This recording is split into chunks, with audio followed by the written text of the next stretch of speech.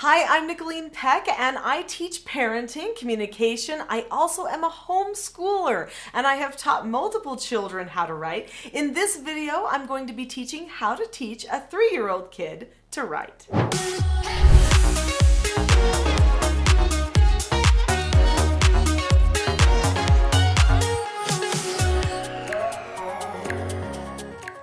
In this video, we're going to talk about writing and the readiness for writing that a person needs to have. I'm also going to share with you the step-by-step process that I went through with the 4 children at my house that I taught how to write. My children were early readers, but they weren't all early writers. Now that's important to understand why that might happen. Just because a person can read does not mean that they have the skills dexterity-wise to write yet. So we need to keep that in our minds. Sometimes we think, well, they can read this whole book to me. Surely they can learn how to write the stuff too.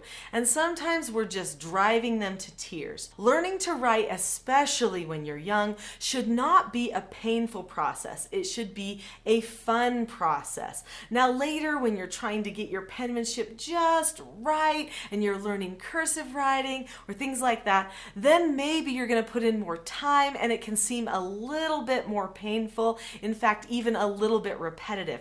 But at first, it needs to be adventurous and fun, especially if you are teaching a person who is very young. Oftentimes, girls are more ready for writing earlier than boys. This is just a dexterity thing between girls and boys, and that is not across the board. I mean, certainly each child can be at a different place. My oldest child was reading very proficiently at age 3, and I thought surely he is ready to do writing. Well, I was a little bit wrong there. I started prepping him to write. In fact, at first I started just giving him a pencil, showing him how to hold it, and trying to get him to make his letters. And you know what? It was a fail. And he ended up going, I hate writing. I don't want to. And then I realized, okay, Mama, you're going at this all wrong. You're trying to teach this person like a person learns when they're 6 years old in the 1st grade, and he's 3. Also, is he even really ready for it? I am going to share with you the step-by-step process that I went through with Quinn, as well as all of my other children, that made them learning to write so much more productive and happy, even a connective experience that we were able to share together. But I want you to know that when Paige was 3 years old, and she was also a very proficient reader because the two of them were readers quickly, she automatically started picking up things and trying to write with them. She saw that her older brother was writing. She saw I was writing. She also saw the letters, and she was more artistic, and she just started trying to make them without me even starting the proper teaching yet. So I think that shows you there can be a difference depending from child to child. So don't make this a thing about pressure. If a person's not ready, they're not ready. And these steps that I'm going to share with you can be done at any age or any developmental level. So once I figured out that I had kind of messed up the first writing attempt with my son, I determined to wait just a little bit, to get him a little bit more ready and to not push him into it, but to wait until he was asking me to learn to write. So this took a little while. In fact, he was more like 4 years old at that time.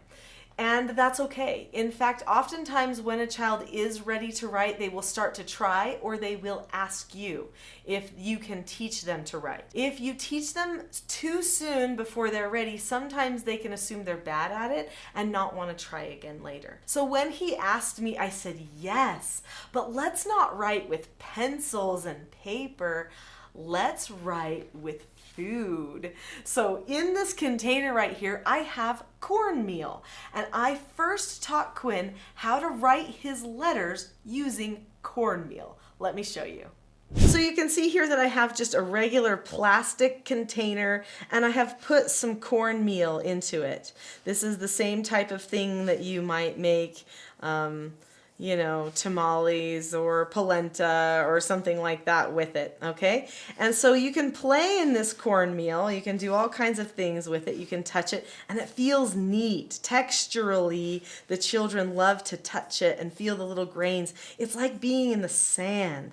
And then you can shake it, just like you would do with, those old magnetic boards, the Etch-a-Sketches that, you still can find today. And all of a sudden, you can make it nice and smooth again. So let's see if we can make it even a little bit more smooth. There we go. So nice and smooth cornmeal. Now I'm going to put the child right in front of the cornmeal right here. So this is top, okay, and this is bottom.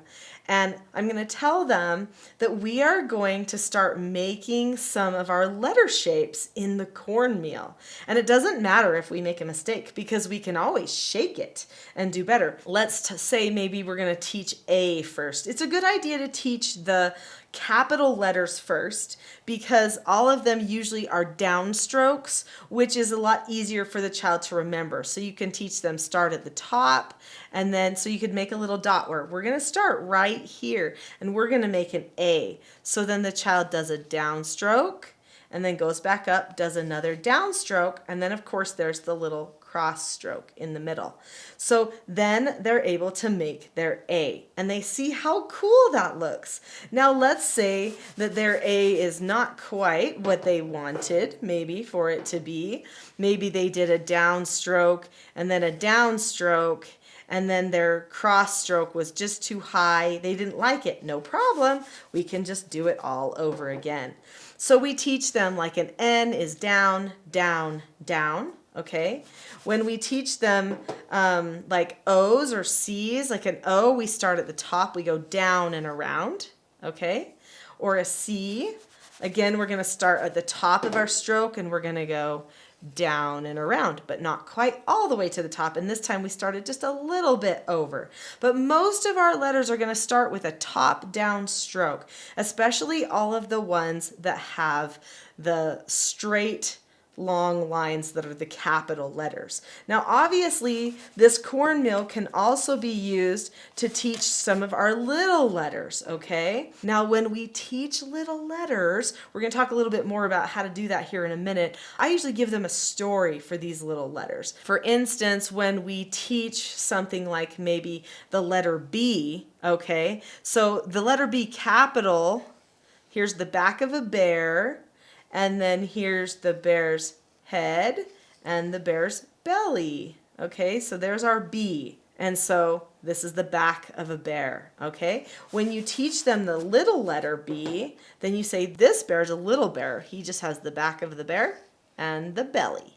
And that's it. Okay, so they practice these shapes in the cornmeal, and after they get that down pretty well, then we can move on to adding sounds to the shapes. So then we might, when we're doing a B, we might say something like the b, back of a bear, b, belly. So then you can start preparing them for reading if they haven't done reading yet, okay? So these are important. So when you say M, okay, you're going to say mountains, M, mountains, right? You're going to give them an image and a sound when you're writing that letter down. Before I get to putting pen to paper, which is coming up next, hit that subscribe button. If this video is useful to you, you are not going to want to miss some of the other videos that we come up with on this channel that will benefit your home and family. Subscribe now.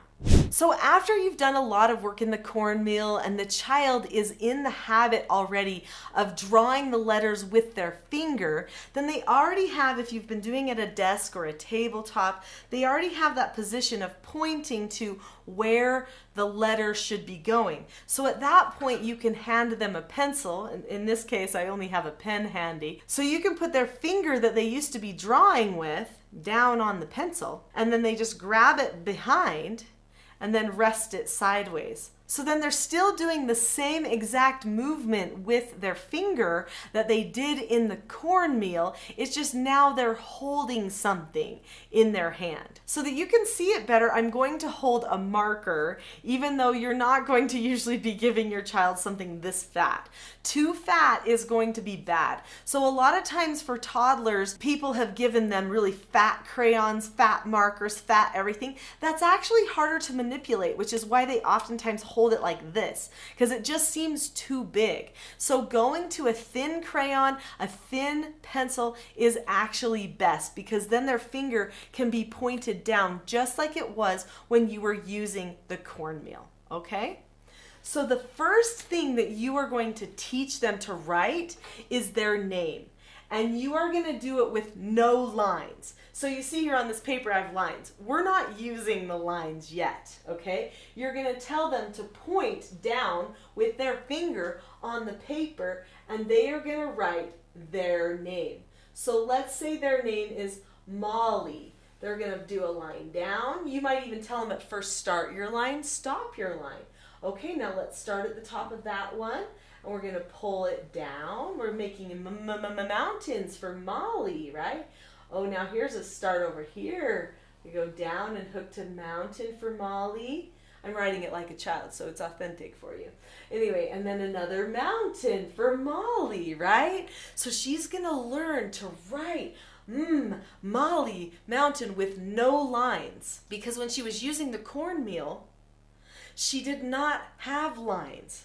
So this can confuse a person if you take them right to the dotted line paper. Now these dotted line papers are super useful in getting all of our letters uniform and shaped correctly, but at first we need to just get in the habit of practicing to write them.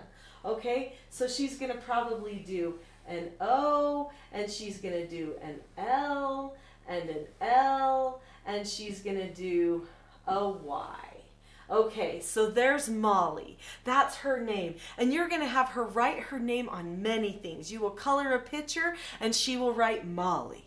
Okay, and you will send a letter to Grandma and you'll type it for her or write it for her, but she will sign Molly at the end so that she knows that she wrote the letter. That's important. She did something with that writing. It was useful for her. It labeled something. So get out those art projects, more paper, because we need lots of practice when we're learning to write. So after Molly gets a lot of practice writing her name and writing other letters just randomly, because maybe we draw a picture of fruit, and Molly practices writing a B by the banana, and an O by the orange, and an A by the apple, and G by the grapes. You can label anything with these letters that Molly has learned, right? Even before she can fully read yet. Well, the next thing you're going to do is you're going to teach Molly how to put her letters on a line, and how to do them in a way that is going to make sure that other people can always read it. Now, when I was teaching my children to write and to read, I would oftentimes draw a little truck at the beginning of every little line, because I wanted them to remember which way the truck drives so that they would always write in the same direction and read in the same direction. Okay, so let's see if I can draw a little truck here. Okay, those little things are like the headlights, okay, of the truck going this way. So I would give them a piece of paper, or we would draw the lines on a piece of paper, and I would draw a little truck. And this little truck would remind them, we're going to go this way. Then I might say, okay, let's practice some of our letters. So I already taught you about B, how it's the bear's back and the bear's belly. Well, there's other letters that children oftentimes get confused, especially when they're writing. So letters like P and like Q can be very confusing. Which one goes which way? Well, I taught my children little stories or things that they could remember about these letters. So for P, I taught them, okay, we're going to start right here at the middle line, okay? And we're going to pull it down past, pull, and then pop, pull, pop. That's 2 P things. So if I'm going to write a P, I need to do a pull pop. If I'm going to write a Q, I'm going to make a queen. So I start with a circle, and then I make her pretty hair. And that's a queen. So we've got pull pop, queen. For Y, it was yo-yo. So we'd make little stories for what all the little things were. And so we'd say, yo-yo. It goes down and up, right? Just like this, down and up. And that starts with the sound Y. So simple ways, but if they know they're going this way, they always have to start with the line that's on this side first. Then make the pop, okay? So make the queen's face, then make her hair. So that's the way I taught. I mean, I could go through every single letter, I guess, and some of the things that we used for these letters, but that would take a lot of time. And you can probably be creative with some of those things on your own. But just getting the truck in place is going to make reading and writing much more easy for your child. If this video was useful, I know you'll love my next video, which is how can I teach my kid to read? Click that video now and I'll see you there.